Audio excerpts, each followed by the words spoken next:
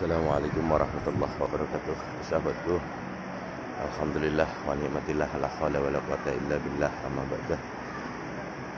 Sahabatku semua, inilah dalamnya Masjidil Aqsa yang ada di Yerusalem, Palestina. Ini adalah pengumuman. Di sini ada satu tempat di mana batu besar di tengah masjid. Di situ konon, moga-moga itu menjadi mi'rajnya Rasulullah Shallallahu Alaihi Wasallam, yang menjadi awal petunjuk dan perintah dari sholat. Inilah batu besar yang ada di tengah-tengah dalam Masjidil Aqsa. Subhanallah, alhamdulillah, wa la ilaha illallah, Allahu akbar.